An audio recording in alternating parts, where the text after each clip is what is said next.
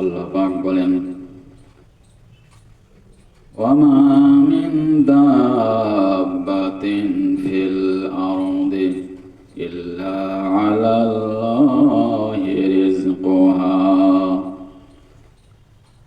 এই পৃথিবীতে এমন কোনো বিচরণশীল প্রাণী নেই যে যার রিজিকের দায়িত্ব আল্লাহ পাক গ্রহণ করেননি। অর্থাৎ সমস্ত সৃষ্টিকুলের রিজিকের দায়িত্ব আল্লাহ পাক গ্রহণ করেছেন। সুবহানাল্লাহ। وَيَعْلَمُ مُسْتَقَرَّهَا وَمُسْتَوْدَعَهَا। সে স্থায়ী অস্থায়ী যেখানে অবস্থান করুক না কেন আল্লাহ পাক তা অবহিত।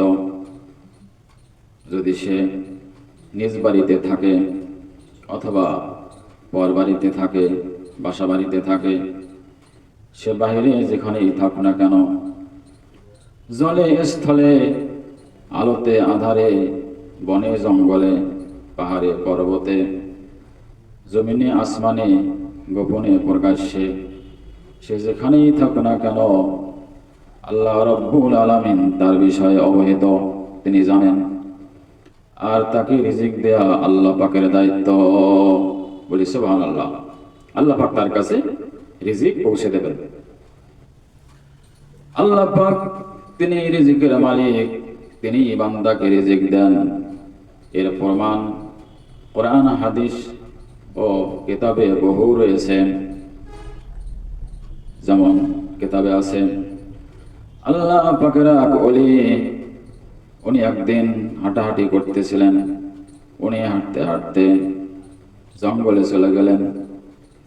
জঙ্গলে গিয়ে দেখলেন এক জায়গায় একটি বিড়াল পড়ে আছে। সেটির হাত নেই, পা নেই, দু হাত কাটা, দু হাত পা কাটা, কিন্তু সে তরুতাজা এবং জীবিত অবস্থায় সেখানে পড়ে আছে। আল্লাহর ওলি বিড়ালটিকে দেখে তার টেনশন হয়ে গেল যে আরে এই বিড়ালটি এখানে পড়ে আছে, এর খাদ্য পানীয় কিভাবে আসে, এর রিজিকের ব্যবস্থা কিভাবে হয়। আল্লাহর ওলি চিন্তা করতেছেন। চিন্তা করতে করতে উনি এক সময় ধ্যানমগ্ন হয়ে গেলেন। তারপরে উনি বলছেন, আমি দেখি কিছুক্ষণ পরে একটি বাঘ একটি খেকশিয়াল শিকার করে নিয়ে আসলো। সে বিড়ালটির পাশেই সেটিকে খেতে লাগলো। সে তার প্রয়োজন মাফিক খেয়ে অবশিষ্টাংশ সেখানে রেখে সে চলে গেল। অতঃপর বিড়ালটি বাকি অংশটুকু তৃপ্তি সহকারে খেয়ে নিল। সুবহানাল্লাহ। এই দৃশ্য দেখে আমি আশ্চর্য হয়ে গেলাম।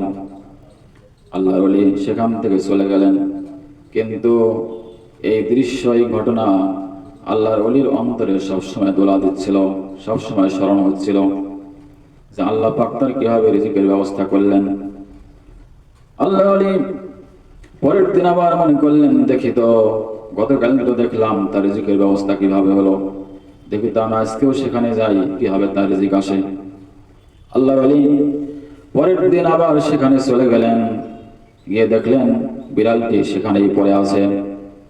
আল্লাহর ওলি তিনি ভাবতেছেন, দেখে আজ কিভাবে তার রিজিকের ব্যবস্থা হয়। আল্লাহর ওলি ধ্যানমগ্ন হয়ে আছেন।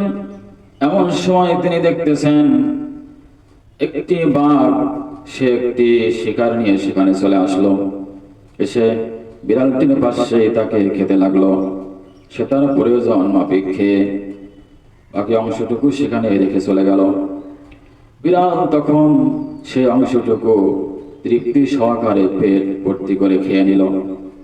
এই দৃশ্য দেখে আমি যার পরনে আশ্চর্য হয়ে গেলাম।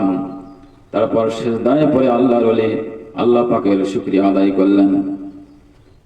আর তিনি বললেন, আমার দৃঢ় বিশ্বাস হয়ে গেল আল্লাহ পাক তিনি হচ্ছেন একমাত্র রিজিকের মালিক। এজন্য এই বিশ্বাস আমাদের অন্তরে অবশ্যই রাখতে হবে যে আল্লাহ পাক তিনি আমাদেরকে রিজিক দেন। আল্লাহ পাক ইচ্ছে করলে ডাইরেক্ট বান্দাকে রিজিক দিতে পারেন, তিনি ইচ্ছে করলে ইনডাইরেক্ট দিতে পারেন। ওসিলার মাধ্যমে। যেমন আমরা শুনলাম বাঘের মাধ্যমে আল্লাহ পাক বিড়ালটিকে খাওয়াচ্ছেন, এরকম যে কোনো ওসিলা আল্লাহ পাক বলেন ওয়াবতাগু ইলাইহিল ওয়াসিলা, তোমরা ওসিলা তালাশ করো। আল্লাহ পাক ওসিলার মাধ্যমেও খাওয়ান, যেমন চাকরি, ব্যবসা, কলকারখানা, ক্ষেত খামার, এগুলোর ওসিলা, এগুলোর মাধ্যমে আল্লাহ পাক বান্দাকে খাওয়ান। অনেকে পরিশ্রম করেন, পরিশ্রমের মাধ্যমে আল্লাহ পাক তাকে খাওয়ান। এই পরিশ্রমের শক্তি কে দিয়েছেন? আল্লাহ পাক দিয়েছেন, এটার মালিক আল্লাহ পাক। ব্যবসা, চাকরি, কলকারখানা, এগুলোর মালিক হচ্ছেন আল্লাহ পাক। এগুলোর মাধ্যমে আল্লাহ পাক বান্দাকে খাওয়ান, পরান, প্রতিপালন করেন।